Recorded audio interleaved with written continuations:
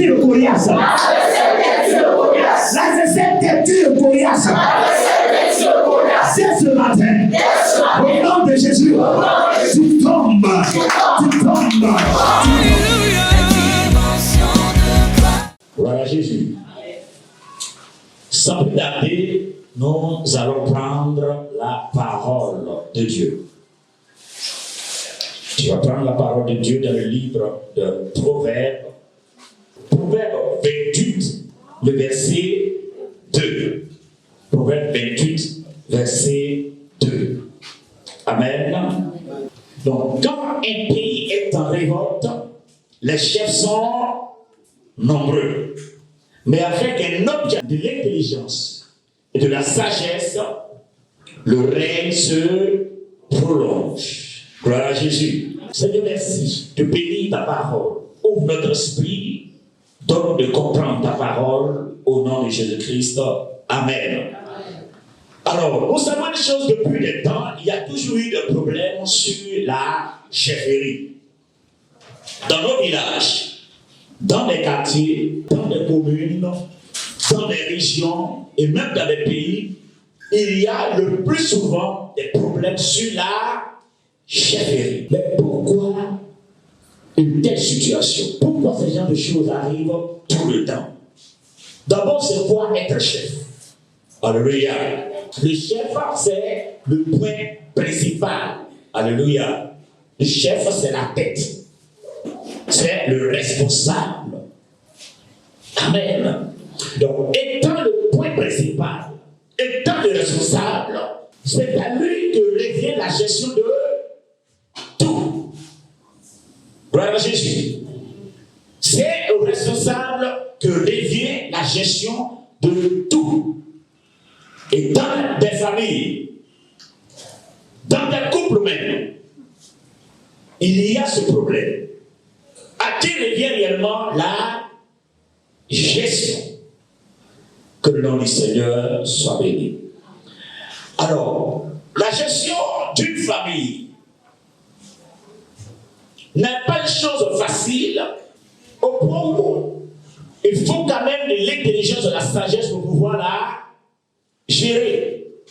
Parce que des enfants qui sont nés d'une même femme n'ont pas forcément la même vision, n'ont pas forcément la même perspective d'avenir. Alléluia. Ces enfants n'ont pas la même manière de voir les choses.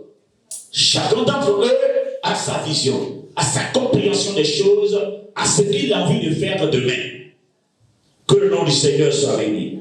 Donc du moment où même les jumeaux n'ont pas les mêmes perspectives d'avenir, il est difficile de gérer une famille, il est difficile de gérer un peuple.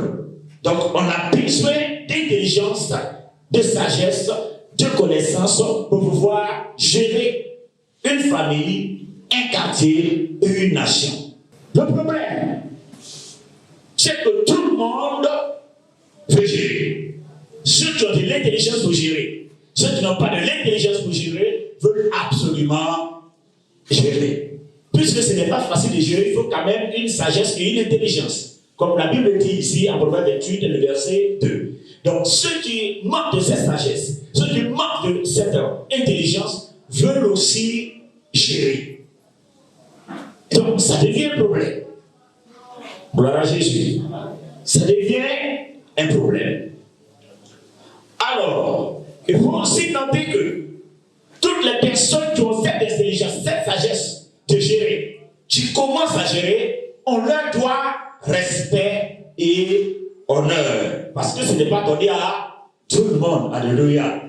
Donc, toutes les personnes qui y arrivent, on doit leur donner sagesse, on doit leur donner du moins honneur et respect. On doit à notre respect, on doit à nos honneurs. Alléluia. Celui qui est le chef doit être à mesure de faire un partage équitable. Il doit partager les biens de la famille d'une manière équitable. Il doit faire de telle sorte que la famille soit en paix, la famille soit dans la joie. Pourquoi? Parce que le bien de la famille a été partagé d'une manière équitable. Mais si un membre de la famille n'a pas reçu aussi le bien de la famille, ou si le membre de la famille a reçu le bien de cette fois-ci, il n'a pas reçu d'une manière équitable, il n'a pas reçu comme les autres, c'est clair que cette personne cherchera à se révolter. Alléluia. La personne va vouloir être aussi chef, puisque c'est étant chef, on gère d'une manière illégale. Alors moi aussi, il faut être chef. Quand bien même je n'ai pas cette capacité, cette intelligence, cette sagesse de mieux gérer. Alléluia. Il faut aussi noter que chaque chefferie a des règlements. La chefferie est réglementée, de telle sorte que tous les chefs qui vont venir puissent suivre. Tous les chefs doivent suivre le règlement qui a été adopté. Donc, que tu sois un ancien chef, un nouveau chef, tu te dois de respecter les règlements qui ont été établis dès le départ. Gloire à Jésus. Alors, puisque les choses se passent de la sorte, d'où vient le problème? D'où vient le problème? Le problème est que, comme je l'ai souligné tantôt, tout le monde n'a pas la capacité de gérer. Et ceux aussi qui ont eu la capacité de gérer une fois pensent qu'elles sont plus intelligentes que les autres. Amen. Les personnes qui ont géré pensent qu'elles sont plus sages que les autres, qu'ils ne font qu'elles seules. Puisque c'est moi qui suis en train de gérer, ça explique que j'ai la sagesse et j'ai l'intelligence. Mais ça ne veut pas dire que toutes les personnes qui sont là-bas ne sont pas intelligentes. Alléluia. Il y a aussi des personnes sages et intelligentes. Bravo Seigneur. Mais si j'ai eu cette gestion, cela ne veut pas dire que je suis forcément plus sage et plus intelligent que tout le monde. Mais le problème, c'est que celui qui est devenu le chef pense avoir toute l'intelligence, toute la sagesse, et que personne d'autre ne peut faire comme lui et même mieux que lui. Alors ça devient un problème. Pourquoi? Parce que la personne ne veut pas suivre les règles préétablies. Les règles préétablies avant que je ne devienne chef. Gloire à Jésus. Est-ce que je suis suivi? Gloire au Seigneur. Donc c'est ce qui devient fondamentalement le problème. Et c'est pourquoi la Bible dit, lorsqu'un pays est en révolte, c'est que les chefs sont nombreux. Et c'est tellement vrai. Dans un foyer, lorsque la femme refuse de se soumettre, il y a problème. Alléluia. Parce que la femme veut gérer, monsieur aussi veut gérer. Et ça devient un problème. Et c'est pour la bonne gestion que chacun ait sa place. C'est pour que chacun ait sa place. Dieu dit, femme, soumets-toi à ton mari. Donc la femme a son rôle. Et monsieur aussi a son rôle. Mais l'homme qui est le chef de la famille, pour pouvoir bien gérer, qu'est-ce que Dieu dit? Homme, aimez vos femmes. Alléluia. Donc, pour la meilleure gestion d'une famille, il faut au préalable aimer la famille. Si tu n'aimes pas la famille, tu vas mal gérer la famille. Alléluia. Si tu n'aimes pas la famille, tu vas forcément mal gérer la famille. Tu t'en fous de cette famille. Pourquoi? Parce que tu ne l'aimes pas. Mais si tu l'aimes, tu vas très bien la gérer. Alléluia. Gloire à Jésus. Donc, on comprend par là qu'il y a trois raisons fondamentales qui poussent des personnes à la révolte dans une nation, dans une ville, dans un quartier, dans une famille, lorsque le problème de chefferie s'oppose. Alléluia. Alors, nous allons définir ces trois raisons. La première raison, c'est quoi? La première raison, lorsque l'homme parvient à être chef et que cette personne arrive à voir le trésor de la famille, parce que étant chef, tu auras accès à la caisse de la famille. Donc toi, tu vois maintenant dans la caisse de la famille, tu vois les biens de la famille, tu vois les trésors de la famille, tu sais ce que la famille a. Hein? Donc c'est ce que la famille a. Attends. Je suis venu là-bas, je ne pensais pas que la famille avait un tel bien. Donc la famille a autant de biens. Gloire à Jésus. Alors que je sais que la famille a autant de biens. Qu'est-ce que je fais? Quelqu'un qui aime la famille, comment est-ce que la personne va faire? La personne va chercher automatiquement à bien gérer, à bien partager le bien de la famille afin que chaque personne puisse avoir quelque chose. Alléluia. La personne ne doit pas se mettre dans la tête que le trésor que je vois, la richesse de la famille que je vois, ça m'appartient. Non, ça ne t'appartient pas. Tu es juste le gestionnaire.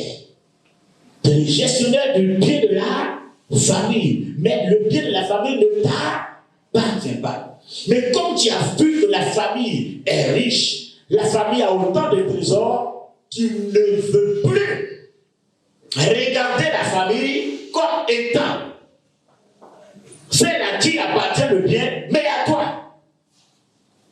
Et là, ça suscite des révoltes. Alléluia. Ça va forcément susciter des révoltes, mais ce n'est pas normal. C'est le bien de la famille. Tu ne dois pas prendre le bien de ta famille. Donne-toi ce temps bien. Gloire à Jésus. Est-ce qu'on comprend ce que je veux dire? C'est ainsi que des problèmes. Donc, la première raison est que je veux regarder les biens de la famille comme mes biens. Ou du moins, le temps que je deviens le gestionnaire des biens de la famille, je me sers en quantité. Je me sers en outrance. Parce que peut-être que je n'aurai plus l'occasion d'être chef. Donc, du moment où c'est moi qui gère les biens de la famille, si la famille gagne 10 000 francs par jour, et que je dois départager les 10 000 par jour, moi, je prends 8 000, je mets de côté, et puis je prends 2 000 pour partager à toute la famille. Donc, et les 2 000 que tu vas partager à toute la famille, toi-même tu vas prendre pour toi encore dedans. Bon, avec ça, mais la famille va dire, mais attends, quelque chose n'a pas marché. Même si ce n'est pas nous qui gérons les biens de la famille, on sait que, sincèrement, la famille peut avoir plus de 2 000. Alléluia. Même si ce n'est pas moi qui gère les biens de la famille, je sais quand même que la famille peut avoir plus de 2 000 dans la caisse. Mais pourquoi ces 2 000 francs on partage ici? Et 2 000, tu as pour toi encore dedans. Donc chacun va avoir 100 francs, 100 francs. Les autres vont dire non, c'est pas normal. C'est que moi aussi, je vais gérer pour voir ce qui est dedans. Gloire à Jésus. Vous voyez? Donc, pour mieux gérer, il est important d'avoir l'amour et de gérer d'une manière à partager les biens de la famille d'une manière équitable. Alléluia. La deuxième raison qui suscite la révolte dans une famille, dans une nation, dans un quartier, dans un village, nous venons d'évoquer la première raison qui est de voir les biens de la famille comme son propre bien ou vouloir se servir en outrance. Ça révolte automatiquement les autres. Donc c'est la raison pour laquelle certaines personnes s'attachent complètement à la chefferie. Alléluia. Alors donc la deuxième raison qui pousse les personnes à se révolter contre la famille, ou du moins contre le chef qui gère la famille. Je disais tantôt que lorsqu'on est chef, il y a des honneurs qu'on doit au chef, parce que ce n'est pas donné à tout le monde d'être chef de famille. Donc certaines personnes restent tout simplement, ou Ils veulent absolument s'attacher à la chefferie uniquement à cause des honneurs. Tout simplement parce que l'honneur t'amène à avoir des épaules très élevées, l'orgueil, la fierté, le moi. Quand tu arrives, tout le monde s'arrête. Alléluia. Quand tu dois passer, tout le monde s'arrête. Les véhicules s'arrêtent. Mais l'honneur, tu ne payes rien. Tu ne payes pas la maison, tu ne payes pas le bois, tu ne payes pas l'eau. Et puis tu te sais à outrance. Attends. Partout où tu vas, tu peux prendre l'avion, tu te promènes où tu veux aller, quand tu veux. Et puis tu es tranquille. Et quand tu arrives, tout le monde s'abaisse. L'honneur, la gloire. Donc, à cause de l'honneur, à cause de la gloire, donc c'est-à-dire que si un bon matin, je suis plus chef du village, je suis plus chef de la famille, personne ne va s'incliner encore comme auparavant. Personne ne va me défier encore. Personne ne va me vénérer. Personne ne va me dire gloire, gloire, gloire, honneur comme auparavant. Non, on doit me dire gloire et honneur à vie. Là, ça devient un problème. Ça devient un problème. Pourquoi? Parce qu'avant d'être chef du village, il y a des règlements qui sont établis. Alléluia. Il faut que ces règlements soient respectés. Que le nom du Seigneur soit béni. La troisième raison qui pousse les chefs à ne plus vouloir céder, lorsqu'il devient chef du village, chef du quartier, chef d'une nation, c'est que, en dehors du fait que je peux me servir en outrance, en dehors du fait que je peux refuser de faire du partage équitable, en dehors des honneurs et gloires, il y a le fait que cette personne, lorsqu'elle a été chef, elle pense qu'elle est super intelligente, elle est super sage, que personne ne peut faire comme lui, personne ne peut mieux faire que lui. Alléluia. Puisque pour avoir la gestion d'une famille, il te faut de l'intelligence, il te faut de la connaissance, il te faut de la sagesse. Donc, du moment où j'ai de la sagesse, de l'intelligence, de la connaissance pour gérer, personne ne peut avoir la sagesse que j'ai. Personne ne peut avoir l'intelligence que j'ai. Donc, je commence à m'orgueillir. Voici les trois choses qui ont fait que Adam et Ève étaient chassés du jardin. Alléluia. L'orgueil de la vie, le plaisir des cieux, amen, et le plaisir du corps.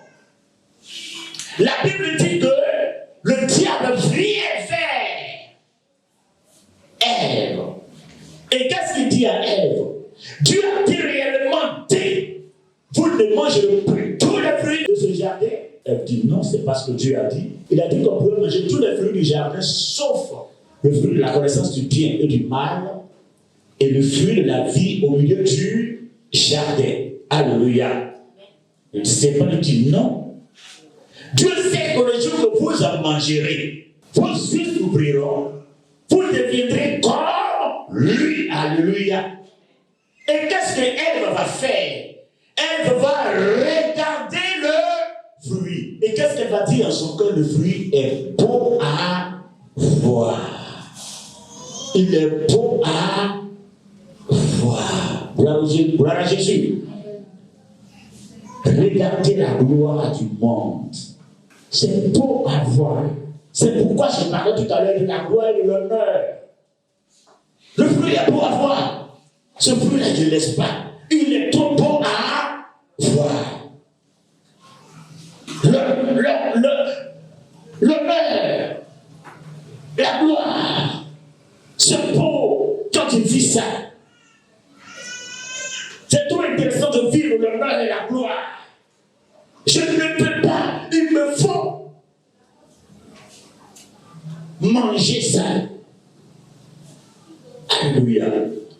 Alors, le plaisir des cieux, qui est et la gloire va pousser Ève à aller consommer le fruit, aller manger le fruit.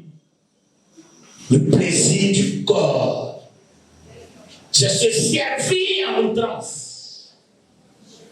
Le plaisir du corps. Le diable ne change jamais sa manière de procéder. C'est la même manière qu'il a toujours procédé. C'est de cette même manière. Le plaisir du corps. Il me faut manger ce fruit. Et elle va s'approcher et elle va en manger. Il faut manger le fruit. Il faut se servir dans ce fruit. Tu es bon à voir. Et après que tu vas finir de manger le fruit, tu t'es servi. Le résultat, elle va avoir honte. Les yeux vont s'ouvrir. Et elle va avoir honte. Bien-aimé, l'orgueil de la vie, l'honneur, la gloire, tout ça, ça ne rime qu'à la honte. Lorsque tu penses être plus fort, meilleur, je vais vous dire une chose, ne cherchez point à marcher avec une personne qui pense qu'elle est meilleure que vous. Est-ce que je me fais entendre? Ne soyez pas amis. Ne soyez pas camarades de la personne qui pense qu'elle est meilleure que vous. Si votre ami pense qu'il est supérieur, qu'il se met toujours au-dessus de vous, et que vous êtes en bas, ne marchez pas avec cette personne. C'est pourquoi Christ dit, celui qui est le plus grand parmi vous, ou du moins celui qui veut devenir le plus grand parmi vous, qu'il devienne le serviteur de vous tous. En Christ, c'est cela. Quand tu veux être le plus grand, mets-toi au service des autres. C'est en cela que tu deviens le plus grand. Le plus grand, c'est celui qui sert, c'est celui qui partage, c'est celui qui se sacrifie pour les autres. Alléluia. Mais quand tu es grand, tu ne te sacrifies pas pour les autres. En réalité, tu n'es pas grand. Mais tu es en train de te servir toi-même. Que le nom du Seigneur soit béni. Amen. Alors, bien aimé, quelle est la solution à la chefferie lorsqu'il y a des révoltes? Quelle est la solution? Comment il faut mieux gérer la chefferie? Je l'avais souligné tantôt que pour mieux gérer la chefferie, il faut l'aimer. Dieu, comme il le sait, il dit à l'homme, aimez vos femmes. Lorsque l'homme doit gérer la famille, l'homme doit aimer sa femme. Si l'homme n'aime pas sa famille, il ne pourra pas mieux gérer sa famille. Donc pour mieux gérer ton quartier, il faut aimer ton quartier. Pour mieux gérer ta famille, il faut aimer ta famille. Pour mieux gérer ta commune, il faut aimer ta commune. Pour mieux gérer ta nation, il faut aimer ta nation. Alléluia. Mais si tu ne l'aimes pas, tu ne pourras pas partager le bien de manière équitable. Tu vas partager à ceux que tu aimes et tu vas laisser ceux que tu n'aimes pas. Alléluia. C'est là le problème. Pendant que dans une famille, que tu aimes l'un ou l'autre, du moment où nous tous, nous sommes ce qu'on appelle des ayants droit, on doit donner à tous les ayants droit. Je prends l'exemple sur la maison qu'on habite. Ça appartient à une famille. Et dans cette famille, le monsieur avait eu autant de femmes de concubines. Et c'est autant de femmes et de concubines, il a eu 28 enfants. Amen. Et les 28 enfants, il y a au moins 6 qui sont décédés, ils sont restés 22. Les 22 qui sont restés, il a construit une maison dans un autre quartier, et parmi les 22 enfants, il met le nom d'une des filles parmi les 22 suit la maison pour dire que ça, si je ne suis pas là demain, c'est pour elle. Une autre maison encore, il met le nom d'un des fils. Et de son vivant, il avait besoin d'argent. Donc, la maison où il avait mis le nom de la fille dessus, la maison a été vendue. Et il a partagé avec celle qui avait son nom là-dessus. Et elle est partie vivre en Europe. Et le second, lui, il a aidé jusqu'à ce qu'il devienne vraiment grand. Il est millionnaire. Il est millionnaire. Il a des millions, plusieurs maisons, plusieurs réalisations. D'autres sont ici, ne travaillent pas, d'autres sont en Europe et tout ça. Alors que cette maison était complètement délabrée, on veut retaper. Lui qui est millionnaire dit net. Et les autres aussi ont commencé à suivre. L'aîné dit on retape. Millionnaire dit on ne retape pas. Et c'est lui sa parole qui doit rester. On s'était forcé à retaper. Par là, il a commencé. J'ai dit, tu ne peux pas. C'est comme quelqu'un de millionnaire, c'est comme quelqu'un qui a 10 000. Et puis toute la famille a 1000 francs. Mais il vient faire par là sur les 1000 francs. Autant de fois, il s'est déplacé avec une délégation pour venir ici. Vous voyez ce genre de choses dans une famille. Mais la meilleure manière de gérer, non seulement le père avait mélangé, mais la meilleure manière de gérer est que celui qui est l'aîné, qui est comme l'héritier direct, lorsqu'il cherche à rassembler, pour dire que c'est vrai que nous sommes des mères différentes, mais nous sommes des mêmes pères, qu'on s'entende afin qu'il y ait une paix. Ce qui nous unit actuellement, c'est la maison. Si la maison n'est plus là, chacun va là-bas. C'est-à-dire qu'il n'y a pas quelque chose qui nous lie. Le père qui nous lie est décédé. La seule chose qui nous lie, ce sont les biens du père. Donc si on se partage, c'est comme rien de nous lie, la famille est finie. Parce que le millionnaire plaisir, c'est que ça soit vendu.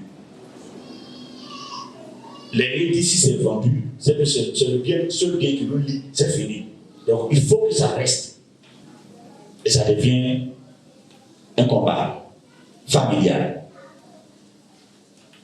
C'est dans ça on est.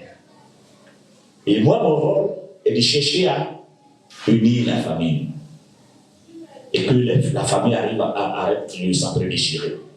Quand on rentre à un endroit où il n'y a pas de paix, notre objectif c'est d'apporter la paix à cet endroit. Alléluia. C'est vrai que j'ai pris déjà quelques pots cassés, mais ce n'est pas ça le plus important. Le plus important pour moi est qu'il y ait la paix à cet endroit. Lorsqu'on aime son village, son quartier, sa famille, on fait des sacrifices. C'est devenu aussi comme ma famille. Donc je fais des sacrifices pour que la famille aille bien. Alléluia. Je suis un étranger. Je suis quitté là-bas pour venir habiter dans la famille. Le bien ne m'appartient pas. Mais pour moi, il faut qu'il y ait la paix dans la maison. Même si je suis un étranger. Alléluia. En réalité, c'est comme ça doit se faire. C'est comme ça doit se faire. C'est pas le plus important, ce n'est pas que je sois étranger ou pas. Le plus important est que j'arrive à faire un partage équitable afin que chaque personne puisse avoir de quoi manger. Tout le monde est tranquille, tout le monde est en paix. Tu vas se révolter. On ne se révolte pas lorsqu'on est rassasié. Mais un homme qui a faim n'est pas un homme, mais il va forcément se révolter. Alléluia. Que le nom du Seigneur soit béni. Amen. Donc, pour la meilleure gestion de votre région, soyez un homme qui aime la paix. Soyez des femmes qui aiment réellement la paix. La paix dans votre maison. Si dans ta maison il n'y a pas de paix, la bénédiction de Dieu ne peut pas rentrer dans cette maison. Il faut qu'il y ait la paix dans ta maison. Des histoires de points finis dans ton village, ça doit s'arrêter. Tant qu'il n'y a pas de paix dans ton village, la sorcellerie va toujours régner là-bas. La puissance de ténèbres, elle, là où il y a le désordre. Adam et Ève s'entendaient très bien, il n'y avait pas de problème. Alléluia. Ils s'aimaient, vivaient leur vie tranquille. Mais un monsieur vient, il s'invite dans leur relation, il dit, ma chère, Et c'est ce que fruit ça dit à manger. Vous allez devenir comme lui. Et regarde le fruit qui est beau à voir. Sans consulter son mari, parce qu'elle veut prendre aussi l'initiative. Vous voyez le problème? Sans consulter, même si ton mari est sorti, il faut l'attendre, il faut le consulter. Ah, mon chéri, voilà l'affaire là. Le monsieur là m'a dit qu'on peut manger. Qu'est-ce que tu dis? Non, ne mangez pas, laissez. On ne peut pas manger. Là, tu as au moins consulté ton mari, mais tu ne le consultes pas parce que tu veux prendre aussi les initiatives dans la famille. C'est là que se situe le problème. Donc, lorsque le pays est en révolte, c'est qu'il y a de nombreux chefs. Proverbe 28, verset 2. C'est que les chefs sont nombreux. Donc, puisque la prise d'initiative, elle va en consommer. Et elle consomme, elle vient maintenant faire le mari pour dire: oh mon chéri, j'ai mangé le fruit, c'est trop doux, c'est bon, tiens. Elle va séduire le monsieur pour mettre dessus. Alléluia. La séduction. Et lui, comme il aime, oh, c'est pas grave, je vais prendre, je vais manger.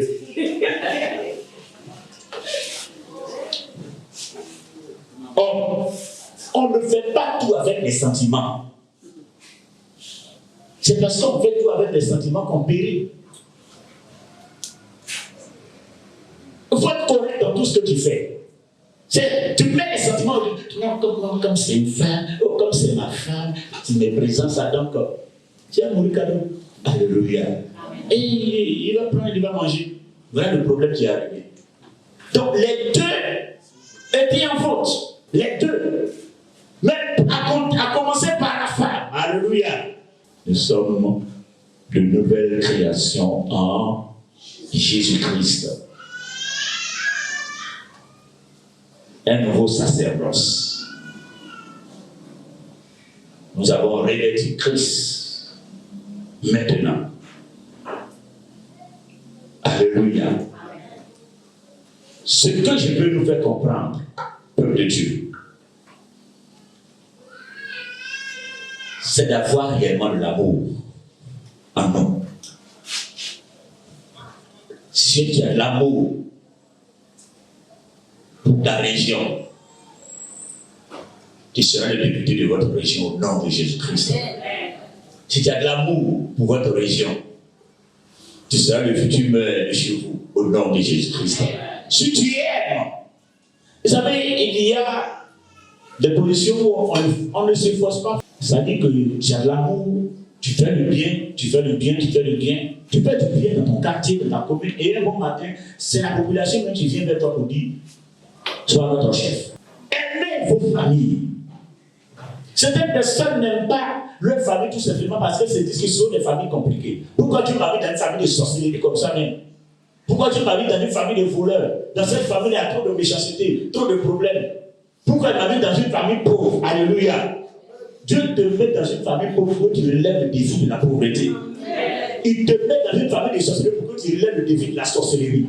Il te met dans une famille de moquerie pour que tu relèves le défi. Nous sommes tous des personnes qui sont venues pour relever les défis dans les familles.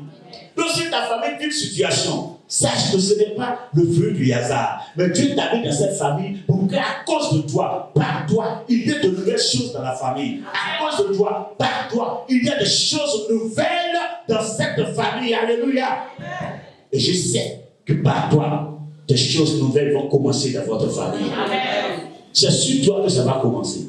Ils peuvent engloutir sur tout le monde, peuvent marcher sur la tête de tout le monde. Mais sur ton cas, ils ont échoué parce que tu as un défi à relever.